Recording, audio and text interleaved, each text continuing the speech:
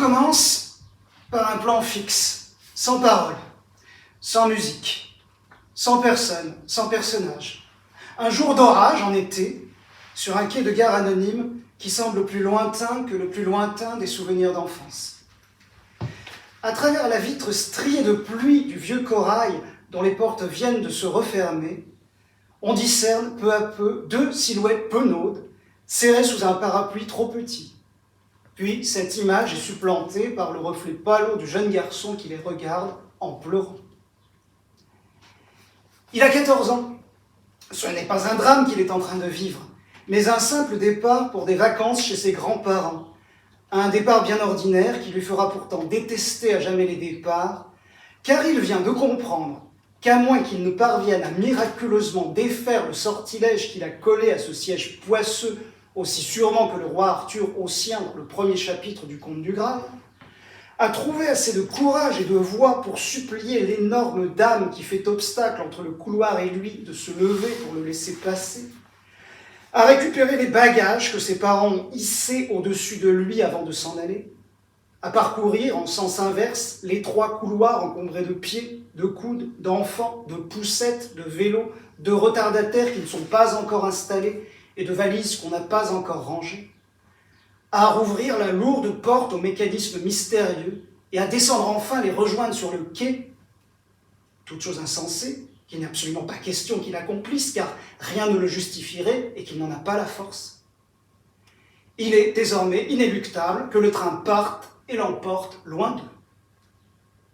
Le temps tourne, la terre bouge, le train s'ébranle, les silhouettes s'effacent à mesure que le quai s'éloigne, sourire figé et dernier signe de la main, l'enfant pleure, tout s'efface.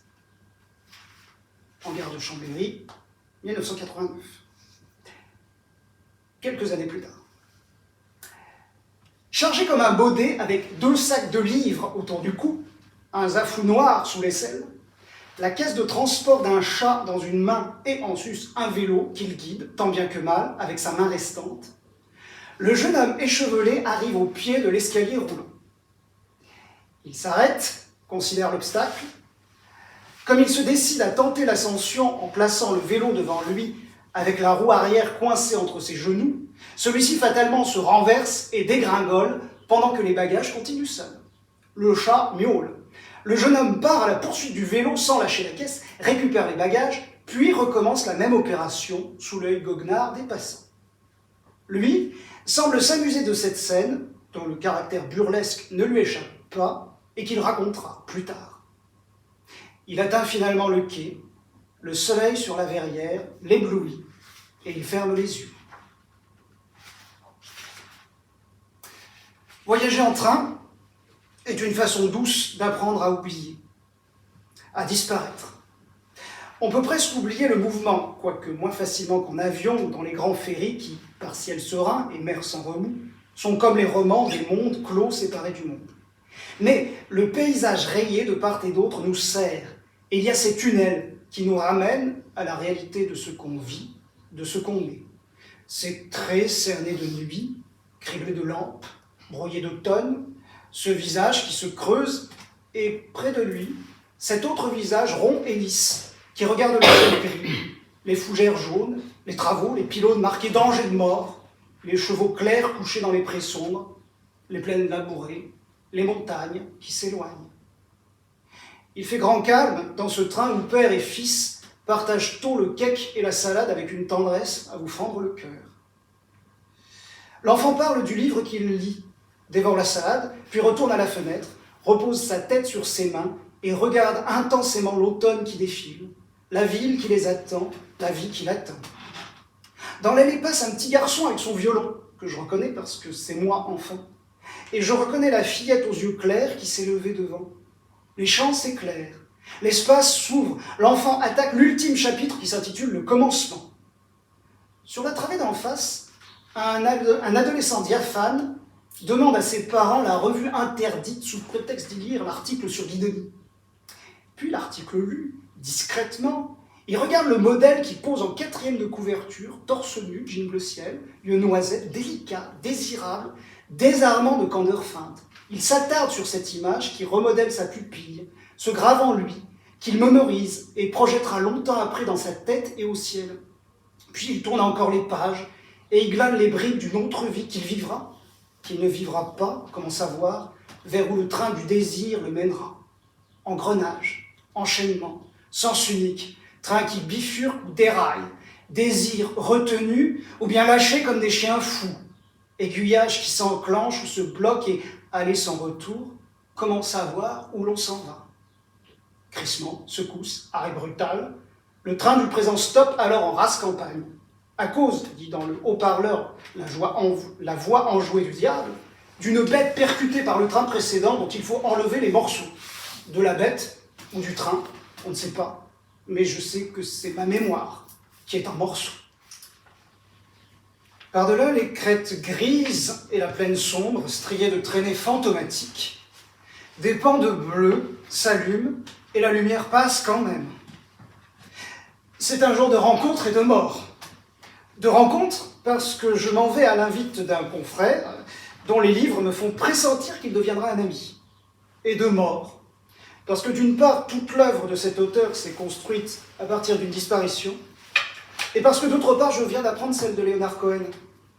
Les souvenirs s'engouffrent dans le wagon de mon crâne, image en noir et blanc de ma chambre d'étudiant et de visages presque effacés, fragments de vie restés accrochés aux croches des chansons.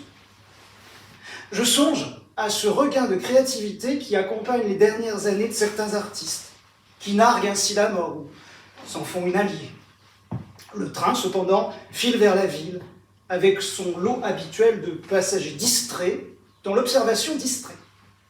On regarde alternativement vers la montagne et vers eux. Le jeune homme aux écouteurs bleu ciel, qui bâille un peu, puis ferme les yeux. La fille occupée à pianoter des 2 pouces avec une rapidité sidérante sur son téléphone blanc, ses lourds bagages posés près d'elle pour quelque retour familial. L'homme de 50 ans qui dort, lourdement écrasé contre la vitre, et puis mon reflet qui écrit et ne me ressemble plus tout à fait. Je regarde à l'envers le mont Granier qui s'éloigne, pendant que se rapprochent les falaises de la Chartreuse, à laquelle les petites maisons pavillonnaires et les boîtes colorées des immeubles récents tournent le dos. Le trajet est trop bref, qu'on aimerait prolonger indéfiniment pour pouvoir tout faire, tout lire, tout voir, tout vivre, tout écrire, laissant derrière soi cette peur de la perte qui est peur de la mort et donc peur de la vie. Mais il faudrait refaire plus souvent ce trajet ou le faire très lentement, ou mieux, apprendre, une bonne fois pour toutes, à se laisser tout à fait balloter d'image en image, sans chercher à saisir, noter sans noter, attraper au vol sans se soucier de la syntaxe et jeter aussitôt comme un mégot à peine éteint par la fenêtre et chaque point-virgule marque l'interstice entre les rails, encore perceptibles sur cette ligne secondaire, les falaises éclatantes des immeubles, les éclats de neige, de peupliers en feu, de nuages, la peinture gris métallisée des tailles étincelante aussi, les jeux de miroirs de la mémoire et des reflets, la montagne et la ville mêlées, la lenteur soudaine à l'approche de la gare, cet instant d'équilibre qui précède l'arrêt, et puis le dernier soubresaut.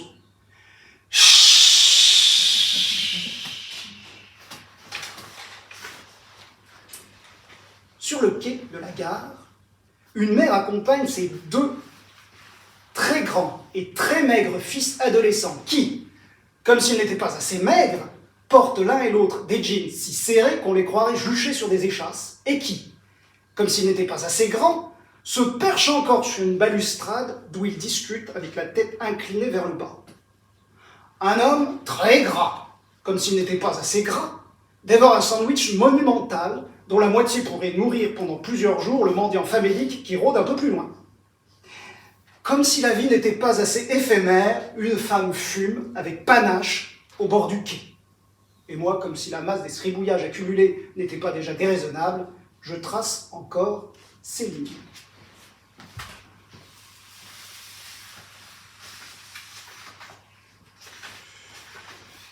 Bientôt, le train traverse la brume bleue qui stagne tout l'hiver en fond de vallée, rabotant le paysage et les angles du temps. Des troncs noirs sur ce fond gris, des arbres tordus, des fermes sans lumière, des routes désertes, un bateau qui flotte sur la canopée.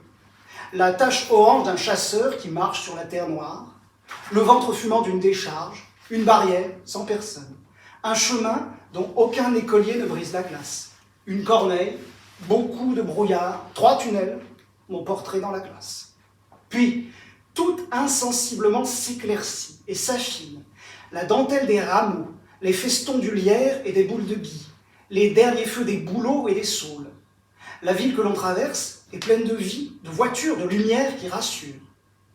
Comme quand on passe en bateau près d'un rivage et qu'on répond de la main aux inconnus restés à terre, on salue les ouvriers en gilets fluorescents qui, debout dans la grisaille, font des signes, et sont eux-mêmes des signes flamboyants qui me semblent dire la persistance de la vie au seuil de l'hiver. Et peut-être, de leur côté, considèrent-ils ce train qui passe avec le même sentiment, car, au fond, se déplacer, c'est vivre. Être là dans ce train, en route vers Paris, c'est vouloir vivre encore. C'est braver l'hiver et l'absence. C'est bien, au bout du compte, l'équivalent non-verbal de ces lignes que je continue à tracer pour me convaincre que je suis vivant, puisque mon train avance. C'est acquiescer à la force qui nous fait avancer. Et de cet acquiescement naît une vraie lumière, puisque le brouillard, pour la première fois depuis le départ, un bref instant se dissipe, et qu'on aperçoit, sitôt dit, sitôt fini, un petit coin de ciel bleu. Ainsi, déboussolé mais pas égaré, je continue de filer à travers les bribes de ce monde insensé, m'en remettant à la force du train et à la certitude des rails, comme à l'une de ces divinités qui, naguère, au temps où l'homme était moins libre et moins seul, nous guidait. Par ces traces, je m'approprie le passage.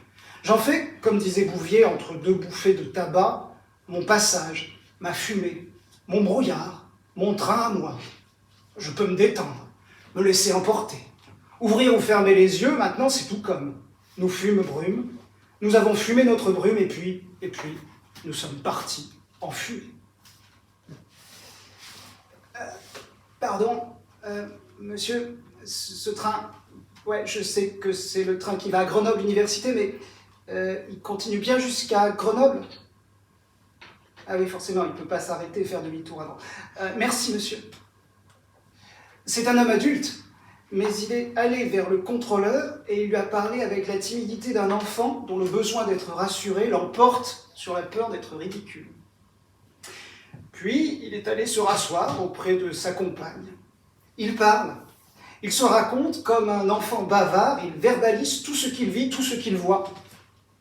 Il est très fatigué parce que la nuit du départ a été mauvaise. Levé avant l'aube, il est parti très en avance. La voiture qui roulait devant lui ne dépassait pas les 40 km/h, sans doute à cause du prix de l'essence.